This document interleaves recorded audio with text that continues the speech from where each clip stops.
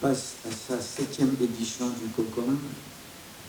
Au bout de 2 jours de travail avec le CIO, COJO, nous avons arrêté un certain nombre de mesures. J'en parlerai pas puisque Iwan va intervenir tout à l'heure, il aura l'occasion de développer un peu plus tout ça. Mais ce qui est significatif, c'est que sur les questions essentielles, je crois que nous sommes tous d'accord. Et le fait que ce soit la présidente in charge du CIO qui passe le flambeau à une frère qui s'occupe de Dakar est un bon signal pour nous. Et comme elle l'a dit elle-même, elle sera pas loin. Donc, je pense que les volets pour ne pas faire de doublons ou pour ne pas faire de répétitif, puisque Ibrahima va les lister et vous en parler. Je pense que ce qu'il faut retenir simplement, c'est la cohésion d'ensemble que nous avons eue avec nos partenaires et amis du CIO. Et le fait également qu'il faut magnifier, c'est que sa première sortie, non encore officielle, puisqu'elle n'est pas encore installée dans ses fonctions, soit Dakar. Madame la Présidente, merci. Et pour le reste, je pense que le plus simple vraiment est que je passe la parole pour lister un peu, de faire l'économie de tout ce que nous avons fait ces 2 jours. Monsieur le directeur exécutif, mesdames, messieurs, au cours de ces 2 jours, comme le président de la COCOM l'a annoncé, nous avons eu d'intenses moments de travail. Nous avons revisité tout le projet Dakar 2026. Quand nous parlons du projet Dakar 2026, la commission de coordination est le moment jusqu'ici annuel d'évaluation de là où nous en sommes. Avec le comité international, nous avons décidé de passer à une évaluation semestrielle. La dernière commission de coordination s'est tenue en novembre, le 7 et 8 novembre. Aujourd'hui, la 6e, la 7e se tient au 7 et 8 mai. Nous avons fait le point à la commission de coordination, comme c'est de tradition, sur les recommandations, conseils et avis qui nous avaient été donnés lors de la 6e session. Qu'est-ce que nous en avons fait? Un compte rendu clair, je vais vous montrer, parce que c'est le rôle de la commission de coordination d'accompagner le comité d'organisation. Et sur tous les points sur lesquels nous étions, en tout cas attendus en termes de conseils et de recommandations, nous avons pu leur faire le point à leur plus grande satisfaction. Ensuite, nous avons passé en revue différents points qui sont liés à la livraison des jeux. D'abord, où est-ce que nous en sommes sur les infrastructures et les sites, que ce soit des sites de compétition, des sites d'hébergement. Nous avons pensé aussi en revue tous les aspects liés à la livraison des jeux, la fonction hébergement hôtelier, la fonction transport, la fonction restauration, les fonctions liées à la sécurité, les arrivées et départs, le système d'accréditation, tout cela a été revisité.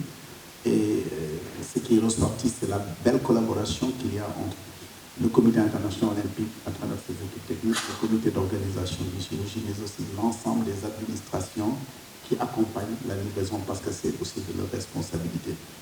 Nous avons également parlé de la technologie, pour ce que nous en sommes, parce que la technologie et l'énergie sont un aspect extrêmement important de la livraison des jeux. Nous avons également passé en revue, comme l'a dit la présidente et Monsieur le Président, un aspect important, c'est la Dakar 2026 Learning Academy. Cette académie qui est une innovation qui va permettre d'impliquer et d'embarquer la jeunesse sénégalaise. C'est 419 jeunes qui n'ont jamais travaillé ou qui ont juste fait que des stages, qui vont être formés très rapidement et intégrés dans le comité d'organisation des JOG. Et hier, nous avons eu les 41 premiers qui ont signé leur contrat pour rejoindre dès lundi matin leur bureau au niveau du comité d'organisation des Jeux Olympiques régionaux. Et il en sera ainsi jusqu'à 9 cohortes jusqu'en septembre 2026 pour permettre d'intégrer l'intégralité des 419 jeunes sénégalais ou africains. Aujourd'hui, hier, nous avons donc visité les travaux à la grande satisfaction véritablement de toute la délégation des travaux sur Iba Mar Diop, sur la piscine olympique, et vraiment être rassuré également par le maître d'ouvrage délégué sur le rendez-vous qui va être donné à la fin de l'année, ou plutôt pour certains au début de l'année 2026. Nous avons engagé aussi d'autres dimensions qui sont importantes dans la livraison des jeux, comme la dimension héritage, impact, héritage et durabilité. Nous avons revisité les questions de budget, c'est important, où est-ce que nous en sommes dans la mobilisation des ressources, à la fois des ressources du CIO, des ressources nationales, mais aussi des ressources attendues d'autres partenaires. Nous avons parlé également de façon claire du processus d'acquisition de biens et services à travers les codes des marchés publics auxquels nous sommes astreints à la demande de M. le Président, et où est-ce que nous en sommes dans l'exécution, dans les procédures, avec l'accompagnement de l'agence fiduciaire que le cabinet Mazars, qui nous accompagne, et les cabinets d'audit. Nous avons ensuite parcouru un certain nombre de dimensions, comme les ressources humaines, effectivement, où est-ce que nous en sommes dans le recrutement. Sur les 755 personnes qui doivent compléter le comité d'organisation, nous sommes aujourd'hui exactement à 189, compte tenu des recrutements qui vont venir. Et une recommandation forte de la COCOM a été d'accélérer au mieux possible, parce que là, nous entrons dans une phase concrète de livraison, comme l'a dit M. le Président de la COCOM. Nous avons également passé en revue d'autres dimensions, comme l'engagement, le plan d'engagement et de mobilisation, les aspects festivals, parce que nous allons faire notamment sur la corniche, comment faire vivre jusqu'au coin les plus reculés du pays les vibrations des JOJ, ce qui a été déjà engagé à travers les actions que mène notre direction de l'engagement, mais comment l'amplifier, comment engager davantage les universités, les associations de jeunesse avec qui nous avons commencé un important travail, l'école, à travers les concours, le concours de la mascotte, les concours de tenue officielle et d'autres concours comme la chanson, la danse. Tout cela a été planifié. La commission de coordination nous a donné des avis éclairés, des conseils qui ont tenu compte de leur forte expérience dans d'autres événements de même nature ou dans d'autres Jeux olympiques. Bien entendu, nous avons parlé du marketing. Vous avez suivi ce que nous avions fait avec la Sonatel, premier partenaire premium que nous avons annoncé, et d'autres aussi qui sont dans le cadre du Comité international olympique qui nous accompagne fortement. Et nous avons également parlé de la communication et de certains nombres des relations avec les comités nationaux olympiques, les relations avec les fédérations internationales, toutes les feuilles de route et les plans d'action qui permettront maintenant d'informer et d'aller vers les fédérations internationales et les comités nationaux olympiques. Les échanges ont déjà commencé, mais seront amplifiés. À la fin de tout cela, nous avons recensé l'ensemble des recommandations qui ont été faites, les conseils à vie qui ont été donnés par la commission de coordination, ce qui était présent et ce qui était en ligne. Nous l'avons synthétisé dans une matrice et c'est ça qui va constituer notre feuille de route pour les prochaines semaines, pour les prochains mois, pour montrer que d'une commission de coordination à une autre, nous tenons compte de tous les avis éclairés, bienveillants du Comité international olympique et de la commission de coordination. Pour résumer, voilà les travaux, et cet après-midi, d'autres visites vont se passer à Diamniadio, notamment au niveau du village olympique, au niveau du stade Abdoulaye Wade et au niveau du centre équestre de la gendarmerie en cours de construction.